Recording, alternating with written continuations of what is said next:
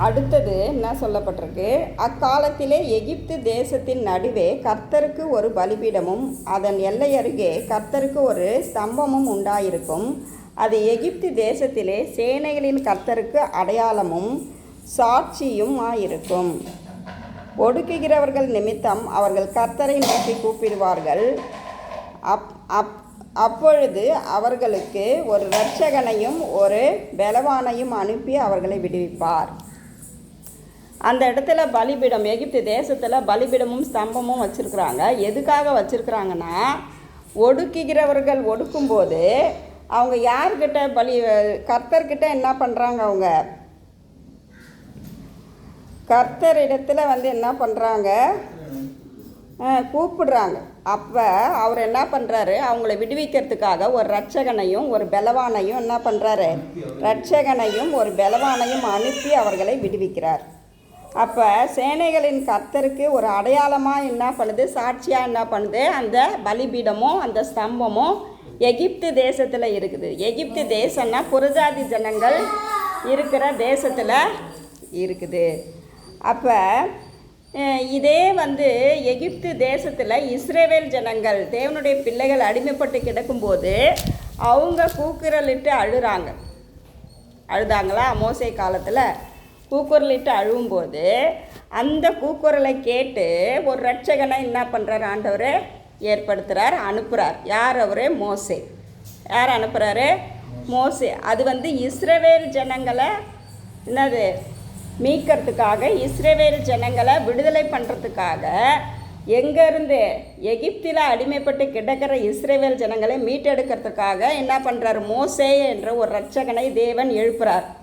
இங்கே என்ன சொல்லப்பட்டிருக்கு, எகிப்தில் இருக்கிற ஜனங்கள் அடிமைத்தனத்தில் வேதனையில் கூக்குரல் இடுறாங்க, அவங்கள ஒடுக்குறாங்க, அதனால் அவங்க கூக்குரல் இடுறாங்க.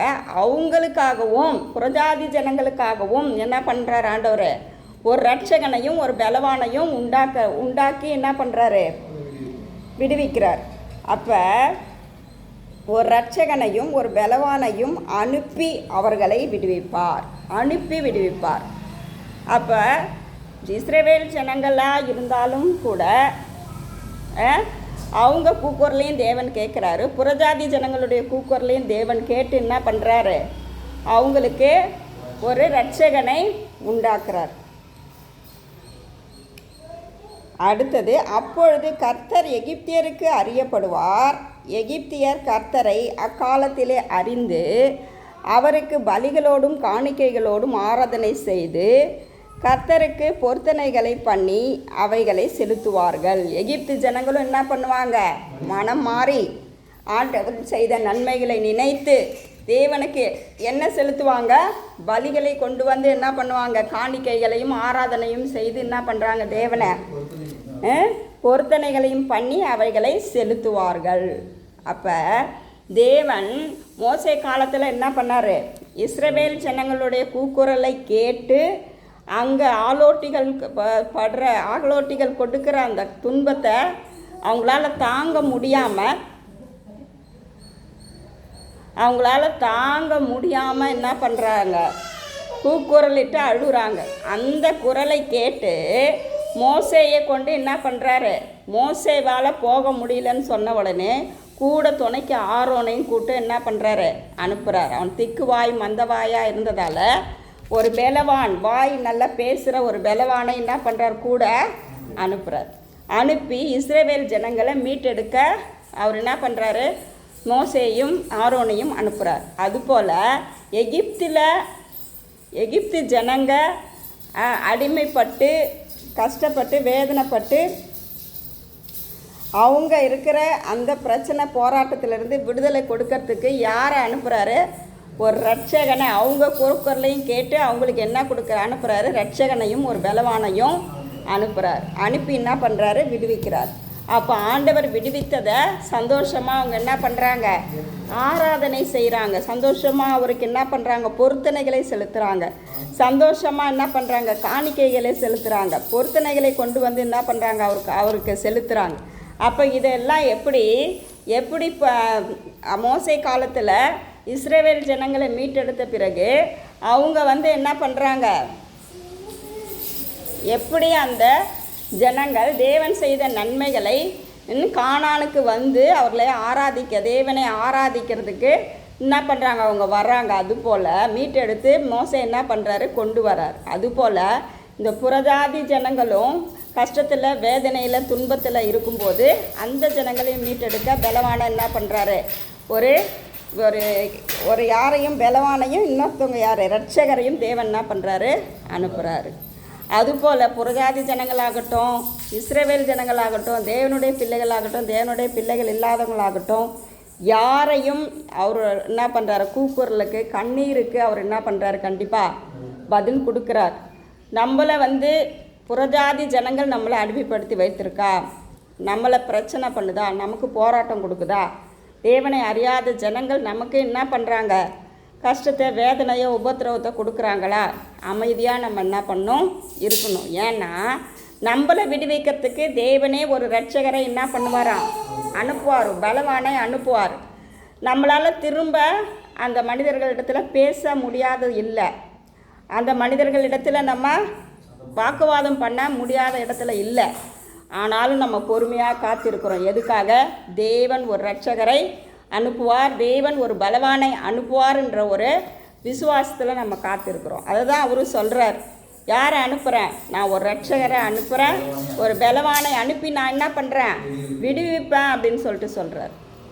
அப்போ நம்ம வாழ்க்கையில் எவ்வளோ பிரச்சனை, எவ்வளோ போராட்டம், எவ்வளோ கண்ணீர், எவ்வளோ வேதனை யார் மூலமாக வந்தாலும் அவங்களுக்கு நாம் எதிர்த்து நிற்காதபடிக்கு நம்ம என்ன பண்ணோம், அமைதியாக பொறுமையாக போகும்போது நமக்காக யுத்தம் பண்ணுறதுக்கு ஒரு இரட்சகரை, ஒரு பலவானை தேவன் என்ன பண்ணுவார், கண்டிப்பாக நம்ம வாழ்க்கையில் அனுப்புவார். அப்போ ஆண்டவர் என்ன சொல்கிறாரு, எகிப்தில் இருக்கிற ஜனங்கள் படுற பாடு, பிரச்சனை, போராட்டத்தை, அவங்க கூக்குரலை நான் கேட்டு ஒரு இரட்சகனை, ஒரு பலவானை அனுப்பி அவங்கள விடுவிப்பேன் அப்படின்னு சொல்லிட்டு சொல்கிறார். அப்போ என்ன, அவங்க ஜனங்கள் தேவன் என்று அறிந்து கொண்டு அவங்க என்ன பண்ணுவாங்க, எனக்கு ஆராதனைகளையும் காணிக்கைகளையும் பொருத்தனைகளையும் செலுத்துவாங்க. அதுபோல் மோசே நாட்களில் எகிப்தில் அடிமைத்தனத்தில் இருந்த இஸ்ரவேல் ஜனங்கள் கூக்குரலை கேட்டு தேவன் என்ன பண்ணுறார், அவங்கள மீட்டெடுத்து கொண்டு வந்து கானான் தேசத்தில் தன்னை ஆராதிக்கும்படிக்கு என்ன பண்ணுறாரு, ஜனங்களை கொண்டு வரார். அப்போ அவங்க கூக்குரலையும் தேவன் கேட்டு மோசே என்ற ஒரு இரட்சகரை ஆரோன் என்ற துணையோடு பலவானோடு கூட என்ன பண்ணுறாரு, அனுப்பி ரட்சிக்கிறாரு. அப்போ நம்ம வாழ்க்கையிலையும் நிறைய பிரச்சனைகள், பாடு, போராட்டம், நிந்த, அவமானம், வீண் பழி, பொறாமை, பொச்சிரிப்பு, இப்படிப்பட்ட காரியங்கள்லாம் நம்ம வாழ்க்கையில் நடக்குதா இல்லையா? இப்படிப்பட்ட காரியங்கள்லாம் நம்ம வாழ்க்கையில் இருக்குது. அப்போ இதையெல்லாம் மாற்றி போடுறதுக்கு ஆண்டவர் ஒருவரால் தான் முடியும். நம்ம என்ன பிரயாசப்பட்டாலும், நம்ம என்ன போராடினாலும், நம்ம மாம்சமாக கிரியை செஞ்சாலும் நடக்க போகிறது இல்லை. நம்ம அமைதியாக பொறுமையாக, உபத்திரவத்தில் எப்படி இருக்கணும், நம்ம பொறுமையாக இருக்கணும். பொறுமையாக இருக்கும்போது தேவன் நம்மளை ரட்சிப்பார், ஒரு இரட்சகரை நமக்கு அனுப்புவார், ஒரு பலவானை நமக்கு என்ன பண்ணுவார், கட்டளையிடுவார். அப்போ நாம் என்ன பண்ணணும், இந்த வசனத்தின்படி நம்ம என்ன தெரிஞ்சுக்கிறோன்னா, நம்ம வாழ்க்கையில் நடக்கிற பிரச்சனை, போராட்டத்துக்கு ஒரு பொறுமையாக அமைதியாக நம்ம காத்திருக்கும்போது தேவன் ஒரு இரட்சகரை அனுப்பி நம்மளை என்ன பண்ணுவார், ஒரு பலவானை அனுப்பி நம்மளை விடுவிப்பார். தேவன் நம்மளை சும்மா விட மாட்டார். புறஜாதி ஜனத்துக்கே ஒரு அற்புதத்தை செய்கிற தேவன் நம்ம தேவனுடைய பிள்ளைகளுக்காகிய நமக்கு ஆண்டவர் என்ன பண்ணுவார், அற்புதத்தை செய்வார். நம்மளுடைய நிந்தையை, நம்மளுடைய போராட்டத்தை, நம்ம கண்ணீரை நீக்கி நமக்கு என்ன தருவார், விடுதலை தருவார். நேற்றைய தினத்தில் கூட நான் என் பொண்ணுக்கிட்ட பேசினிருந்தேன், பெரியவள்கிட்ட. நான் அடிக்கடி சொல்கிறது உண்டு, நீ வந்து என்ன பண்ணணும், வீட்டோட மாப்பிள்ளைய ஒருத்தரை கல்யாணம் பண்ணி நீ இந்த சபையை நடத்திக்கின, நீ இப்படியே இங்கே இருக்க வேண்டியதுதான். நான் வந்து அடிக்கடி அந்த வார்த்தையை என்ன பண்ணுவேன், சொல்லுவேன். நீ வந்து சபையை இங்கே நடத்தினி, இப்படியே நீ இங்கே இருக்க வேண்டியதுதான். எனக்கு கூட வந்து நீ என்ன பண்ணணும், எப்பயுமே துணையாக இருக்க வேண்டியது தான். அவள் சின்னவன் எங்கே போவா, படிப்பா, வெளியூர் போகிறான்வா, அங்கே போகிறான்வா, அவளெல்லாம் நம்ப முடியாது. நீ தான் என்ன பண்ணணும், இந்த இடத்துல இங்கே இருக்கணும், சபையை நடத்தணும், நீ இது எல்லாம் பார்த்துக்கணும், எனக்கு அப்புறம் நீ தான் அப்படின்னு சொல்லிட்டு சொல்லி நின்றேன். அதே மாதிரி ஊழியக்காரர் வாயிலேருந்து என்ன பண்ணார், ஆண்டவர் கொடுத்துருக்கிறார். இந்த வார்த்தையை நான் அடிக்கடி சொல்லுவேன். எப்சி கூட ஒரு தடவை தரிசனம் பார்த்துட்டு இவ ஆராதிக்கிற மாதிரி இங்கே ஆலயத்தில் இவ ஆராதனை நடத்துகிற மாதிரி பார்த்தேன் அப்படின்னு சொல்லிட்டு அவள் சொப்பனத்தில் பார்த்தாலும் எப்படி தெரியல, தரிசனத்தில் பார்த்தாலும் தெரில சொன்னான். அப்போ எனக்குள்ளேயே அந்த இதுதான், ரெண்டும் பொம்பளை பிள்ளையாக இருக்குது. ஒன்று நம்ம வீட்டோட வீட்டோட மாப்பிள்ளை இருந்தாலும் நமக்கு சரி வரும். இன்னொன்று வெளியில் எங்கேயாவது கல்யாணம் பண்ணு போதோ இல்லை வேலைக்கு போதோ எங்கே போதோ அப்படின்னு சொல்லிட்டு நான் சொல்லுவேன். இதை நான் அடிக்கடி சொல்லுவேன். என் மனசில் உள்ள விருப்பமோ அதுதான். இவங்க என்ன பண்ணோம், இந்த ஊர்லேயே இருக்க வேண்டியதான் என் கூட அப்படின்னு சொல்லிட்டு. அதே தான் ஆண்டவர் என்ன பண்ணியிருக்கிறாரு, உணர்த்திருக்கிறாரு. என்னோடய இருதயத்தில் உணர்த்தின அந்த வார்த்தையை தான் நான் வெளியில் என்ன பண்ணேன், சொன்னேன். இதுக்கு தடையாக இருக்கிறது ஒரே ஆள் யாருன்னா என் கணவர் தான். அதை தான் ஆண்டவர் ரொம்ப இப்போது இந்த ஒரு மாத காலமாக பயங்கரமாக வீட்டில் பிரச்சனை போராட்டம் நடந்துக்கிட்டே இருக்குது. ஒன்றுமே நான் ஜெபமே பண்ண மாட்டேன், ஜெபம் பண்ணுறேன்னு சொல்லி திட்டுறாரு. மோசமான வார்த்தைகள் எவ்வளோ பேசுகிறாரு. ஏன் அப்படியெல்லாம் அவர் பேசுகிறாருன்னு தெரியல. சாதாரணமாக இருக்கிறவர் தான் அவ்வளோ போராட்டமாக இருக்குது. அப்போ ஒரு போராட்டத்துக்கு அப்புறம் ஒரு ஆசீர்வாதத்தை தேவன் வச்சிருக்கிறார். ஒருவேளை ரட்சிப்புக்காக இந்த போராட்டம் நடக்குதா, அதுவும் எனக்கு தெரியல. நான் ஜெபமே பண்ணுறதில்ல, ஆனால் ஜெபம் பண்ணுறேன் அப்படின்னு சொல்லிட்டு என்ன பண்ணுறாரு, அசிங்கமான வார்த்தைகளை பேசுகிறார். அப்போ இது எதுக்காக நடக்குது ஆண்டவரே, இது எதுக்காக இந்த பிரச்சனை, எதுக்காக இந்த போராட்டம், நான் இதை யார்கிட்ட போய் சொல்லி நான் அழறது. வெள்ளிக்கிழமை கூட அந்நிய பாஷை பேசினே இருக்கக்குள்ளேயே அவ்வளோ ஒரு கண்ணீர் எனக்கு வந்தது. ஒரு பிரசனம் இறங்கி அப்படி ஒரு நிறுத்தவே முடியல எனக்கு. சரி டைம் 12 ஆயிடுச்சுன்ட்டு நான் என்ன பண்ணிட்டேன், அப்படியே முடிச்சிட்டேன். அந்த அப்போ தேவன் ஏதோ ஒரு காரியம் செய்யறதுக்காகத்தான் நம்ம வாழ்க்கையில் ஒரு பிரச்சனையை என்ன பண்ணுறாரு, அனுமதிக்கிறார். அவரால் இல்லாமல் ஒரு காரியமும் நம்ம தேவனுடைய வாழ்க்கையில், தேவனுடைய பிள்ளைகள் வாழ்க்கையில் நடக்காது. ஏதோ ஒன்றை செய்வதற்காகத்தான் ஆண்டவர் இப்படிப்பட்ட காரியங்களை என்ன பண்ணுறாரு, அனுமதிக்கிறார். அப்போ தேவனுக்காக நன்றி செலுத்துவோம். இந்த நிமிஷம் வரைக்கும் தேவன் நம்ம வாழ்க்கையில் செய்த ஒவ்வொரு காரியம், நன்மையானாலும் சரி தீமையானாலும் சரி, எந்த காரியம் நடந்ததோ அதை என்ன அதுக்காக தேவனுக்கு நம்ம நன்றி சொல்லணும். தேவன் நமக்கு தீமையாக காரியங்கள் வந்தால் கூட அது நன்மையாக மாற்றுவதற்கு தேவனால் என்னான்ட்டு முடியும். தேவனால் கூடாத காரியம் ஒன்றுமே இல்லை.